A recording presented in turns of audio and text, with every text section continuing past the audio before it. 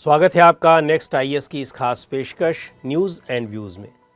News and views में आज बात होगी दुबई में चल रहे COP28 की, जो जलवायु परिवर्तन पर चर्चा के लिए संयुक्त राष्ट्र का एक बड़ा सम्मेलन है और जिसमें दुनिया भर के देशों के प्रतिनिधि और अन्य लोग जुटे हैं।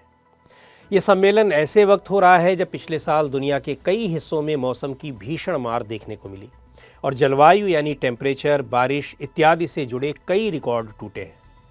COP28 दरअसल जलवायु को लेकर होने वाली संयुक्त राष्ट्र की 28वीं सालाना बैठक है। इस सालाना बैठक में सरकारें इस बात पर चर्चा करती हैं कि जलवायु परिवर्तन को रोकने और भविष्य में इससे निपटने के लिए क्या तैयारियां की जाए। इस बार ये सम्मेलन संयुक्त अरब अमीरात यानी UAE के दुबई शहर में 30 नवंबर से 12 दिसंबर 2023 तक आयोजित हो रहा है। COP conference of the parties का संक्षिप्त रूप यानी शॉर्ट फॉर्म है। यहाँ पार्टीज़ का मतलब उन देशों से है जिन्होंने 1992 में संयुक्त राष्ट्र के जलवायु समझौते पर हस्ताक्षर किए थे। संयुक्त राष्ट्र के हर साल होने वाले सम्मेलन को लेकर कई तरह के विवाद भी सामने आते रहे हैं और इस सम्मेलन को लेकर विवादों की शुरुआत इसके आयोजन स्थल से ही शुरू हो गई थी। दुबई में COP28 के आयोजन को लेकर काफ़ी विवाद था क्योंकि UAE दुनिया के 10 शीर्ष तेल उत्पादक देशों में शामिल है। गैस और कोयले की ही तरह तेल भी एक जीवाश्म ईंधन है यानी फॉसिल फ्यूल है। ये सभी जीवाश्म ईंधन जलवायु परिवर्तन के लिए जिम्मेदार हैं क्योंकि ऊर्जा की ज़रूरतों के लिए इन्हें जलाने पर कार्बन डाइऑक्साइड जैसी ग्रीन हाउस गैसें पैदा होती हैं और ये गैसें पृथ्वी को गर्म करती हैं। तो एक तो ये सम्मेलन इन्हीं गैसों में कमी लाने, फॉसिल फ्यूल के इस्तेमाल को घटाने और रीन्यूएबल एनर्जी सोर्सेज को बढ़ाने के लिए होता है और हो उस देश में रहा है जहां उत्सर्जन बढ़ाने वाला एनर्जी सोर्स भरपूर मात्रा में होता है और बेचा जाता है। वहीं UAE ने अपनी सरकारी कंपनी के मुख्य कार्यकारी अधिकारी यानी CEO सुल्तान अल जुबैर को COP28 का अध्यक्ष नियुक्त किया है। अल जुबैर की तेल कंपनी जल्दी ही तेल उत्पादन बढ़ाने की योजना भी बना रही है। यहाँ तक कि ये भी कहा जा रहा है कि UAE ने इस सम्मेलन की मेज़बानी के जरिए तेल और गैस को लेकर कुछ नए सौदे करने की योजना बनाई है। हालांकि अल जुबैर का कहना है कि तेल और गैस इंडस्ट्री से नाता होने के कारण उनका देश जलवायु परिवर्तन रोकने के लिए कदम उठाने के लिए विशेष तौर पर सक्षम है। उनका ये भी कहना है कि वो एक रीन्यूएबल एनर्जी कंपनी मज़दार के भी चेयरमैन है और ये कंपनी विंड और सोलर एनर्जी जैसी स्वच्छ ऊर्जा की तकनीक के विस्तार पर काम कर रही है। बहरहाल ऐसी उम्मीद है कि COP28 में पृथ्वी के तापमान में बढ़ोतरी को 1.5 डिग्री सेल्सियस तक सीमित रखने के लॉन्ग टर्म टारगेट को बरकरार रखा जाएगा। इस बारे में 2015 में पेरिस में हुए समझौते में करीब 200 देशों में सहमति बनी थी।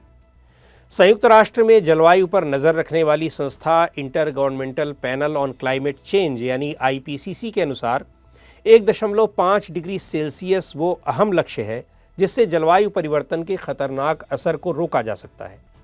हालांकि ताज़ा अनुमान बताते हैं कि इस समय दुनिया साल 2100 तक 2.4 से 2.7 डिग्री सेल्सियस गर्म होने की दिशा में बढ़ रही है। इसीलिए संयुक्त राष्ट्र का कहना है कि तापमान वृद्धि को 1.5 डिग्री सेल्सियस के अंदर बनाए रखने की समय सीमा और कम होती जा रही है। इस बार के सम्मेलन में जिन महत्वपूर्ण मुद्दों पर चर्चा हो रही है उनमें पेरिस समझौते में तय किए गए लक्ष्यों की ओर बढ़ने के साथ साथ कुछ दूसरे मुद्दों पर भी बात होनी है। मसलन 2030 से पहले ग्रीन हाउस गैसों का उत्सर्जन घटाने के लिए क्लीन एनर्जी की ओर बढ़ने में तेज़ी लाना, जलवायु परिवर्तन रोकने के लिए अमीर देशों की तरफ से गरीब देशों को मदद देना और विकासशील देशों के लिए एक नए समझौते पर काम करना, प्रकृति और लोगों पर ज़्यादा ध्यान देना। इस साल के सम्मेलन को पहले के सम्मेलनों की तुलना में और ज़्यादा समावेशी बनाना। इसके अलावा इस सम्मेलन के दौरान कुछ दिन किसी विशेष थीम पर भी केंद्रित किए गए हैं जैसे कि स्वास्थ्य, अर्थ, भोजन और प्रकृति। लेकिन कुछ ऐसे मुद्दे भी हैं जिन पर विवाद होने या किसी तरह का समझौता न हो पाने की आशंकाएं भी हैं। उनमें सबसे पहला मुद्दा ये है कि कोयले, तेल और गैस जैसे जीवाश्म ईंधनों से होने वाले उत्सर्जन को वायुमंडल तक पहुंचने से रोकने की तकनीक का इस्तेमाल किए बिना इनका प्रयोग करने के लिए अनबेटेड फॉसिल फ्यूल शब्द इस्तेमाल किए जाते हैं। अनबेटेड फॉसिल फ्यूल के भविष्य को लेकर विभिन्न देशों के बीच असहमति बनी रह सकती है। इसके लिए फेज डाउन शब्द का इस्तेमाल किया जा रहा है, यानी इनका इस्तेमाल पूरी तरह बंद न करके धीरे धीरे इनके इस्तेमाल को कम कर दिया जाए। जबकि यूरोपीय संघ चाहता है कि इन्हें फेज आउट किया जाए, यानी तुरंत इनका इस्तेमाल घटाते हुए पूरी तरह बंद कर दिया जाए। दूसरी बात, एक अहम मुद्दा पूंजी का भी है। दरअसल जलवायु परिवर्तन को लेकर हुए 27वें सम्मेलन में लॉस एंड डैमेज नाम से एक फंड बनाने पर सहमति बनी थी। इसके तहत अमीर देशों को जलवायु परिवर्तन की मार झेल रहे गरीब देशों को फंड मुहैया कराना था।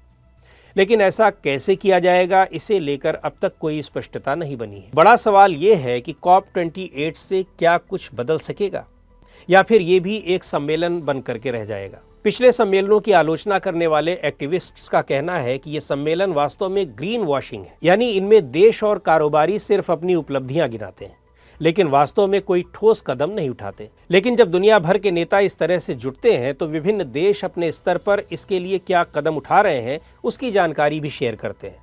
साथ ही वैश्विक स्तर पर भी कुछ किए जाने की संभावना बनती है।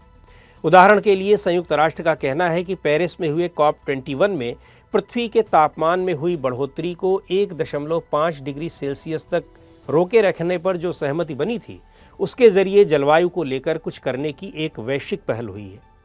ऐसे में COP28 से भी कुछ सकारात्मक उपलब्धि की उम्मीद अवश्य की जानी चाहिए। तो आज के इस अंक में इतना ही। अगले अंक में फिर मिलेंगे एक नए विषय के साथ। आपको ये कार्यक्रम कैसा लगा, कमेंट करके हमें ज़रूर बताएं। आप अपने सुझाव भी हमें भेज सकते हैं।